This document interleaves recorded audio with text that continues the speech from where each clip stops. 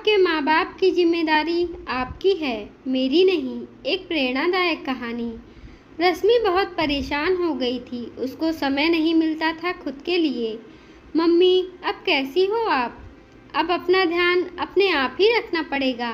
मैं तो आ नहीं सकती अभी। रश्मि अपनी माँ से फ़ोन पर बोली। माँ, समय बिल्कुल नहीं मिलता। क्या करूँ, मेरा भी दिल करता है आने का। रश्मि, तुम मेरी चिंता ना करो।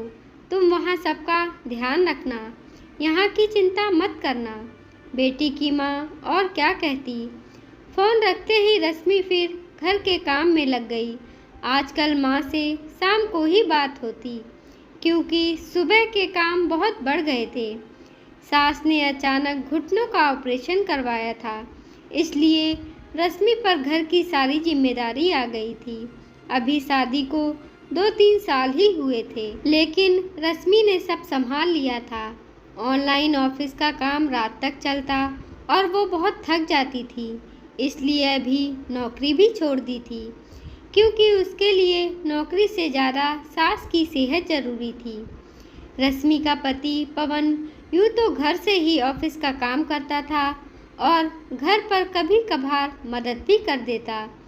पवन की थोड़ी सी मदद भी रश्मि को बहुत लगती थी।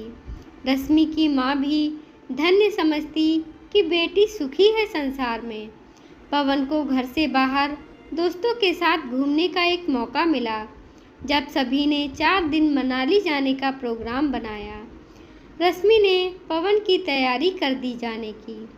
वो बोली, मैं भी बहुत बोर हो गई हूँ घर पर, मुझे भी बाहर जाने का मन है। पवन अपना सामान चेक करते हुए बोला, हाँ, माँ की तबीयत सही हो जाए फिर 1-2 दिन बाहर चलेंगे। और पवन चला गया।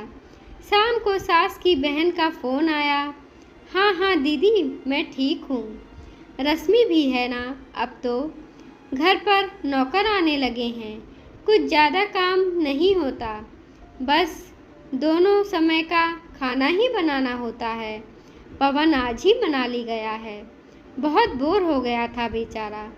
रश्मि को तो दोपहर को 2 घंटे आराम मिल जाता है, लेकिन पवन को नहीं मिलता ना, बस इसलिए।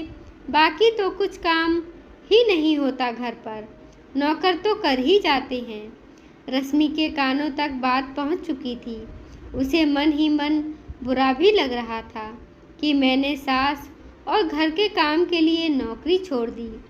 उनको परेशानी ना हो इसलिए 2 दिन के लिए भी मायके नहीं जा रही।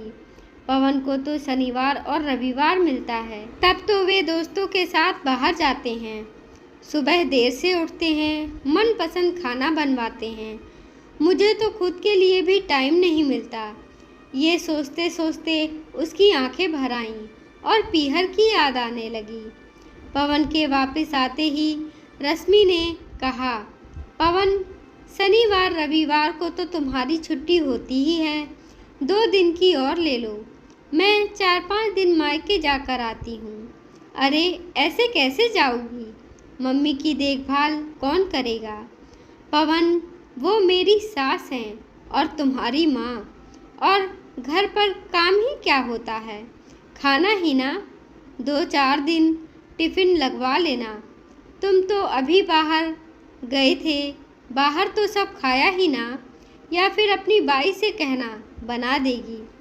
तुम कुछ समय माँ के साथ बिताओ, ऑफिस के काम के कारण तुम उन्हें समय नहीं दे पाई।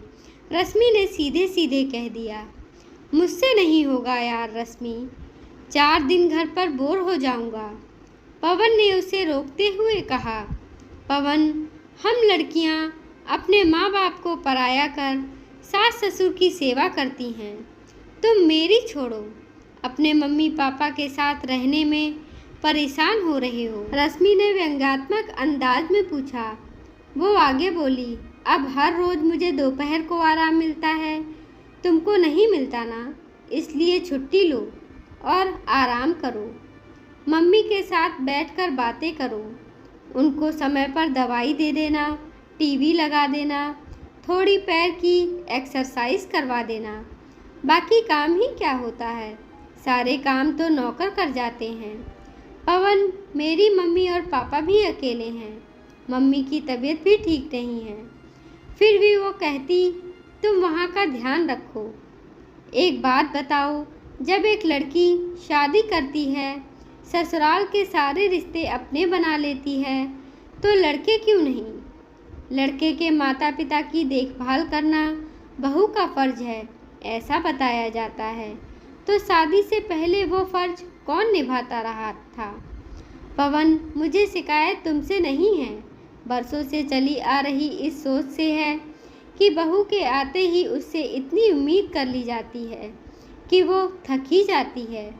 फिर भी ये कहा जाता है, बहू नसीब वाली है, ऐसा ससुराल मिला है। मैंने नौकरी क्यों छोड़ दी तुम जानते हो, मैं मायका नहीं जाती तुम जानते हो, लेकिन ये घर तो तुम्हारा है, माँ बाप तुम्हारे हैं, फिर सब कुछ मेरी जिम्मेदारी कैसे? 2 समय का खाना क्या बेटा नहीं बना सकता? 4 दिन अपने माता पिता के साथ नहीं रह सकता? बल्कि मनाली जाने की ज़रूरत तो मुझे थी। खैर, इतना सब इसलिए बोल रही हूँ कि अब तो सोचना होगा कि शादी के बाद लड़के के माता पिता का ध्यान रखना बहू की जिम्मेदारी है, तो लड़की के माता पिता की जिम्मेदारी किसकी है? और यदि सब खुद के काम करने में समर्थ हैं, तो बहू को जिम्मेदारी के बोझ तले क्यों दबाया जाए? ऐसा कहते हुए वह फूट फूट कर रोने लगी। पिछले कई महीनों का दर्द आज आंसू और क्रोध बनकर बाहर निकला। आज से पहले पवन ने कभी भी रश्मि को इस हाल में नहीं देखा। उसको एहसास हुआ जरूर माँ ने कुछ कहा है। पवन ने रश्मि को गले लगाया और बोला, हाँ, गलती तो हुई है, बहुत ग्रांटेड लिया मैंने, लेकिन अब तुम देखना बदलाव तो होगा। तुम सामान तैयार करो, कुछ दिन मम्मी के घर जाओ, मैं यहाँ मैनेज करूँगा। हम लड़के तुम लड़कियों की जगह रखकर सोचते ही नहीं। पवन, अच्छा लगा कि तुमने मुझे समझा। काश ये बात सब समझ जाएं।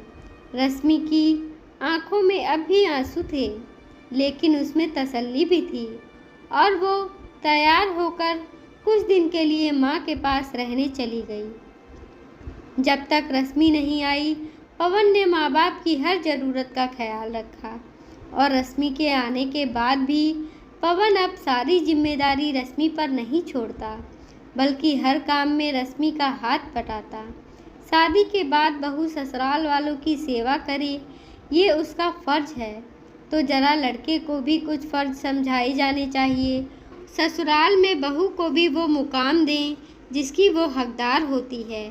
बस बहू का फ़र्ज ही नहीं होता, बल्कि बहू के भी आराम का ख्याल रखना ससुराल वालों का फ़र्ज होता है।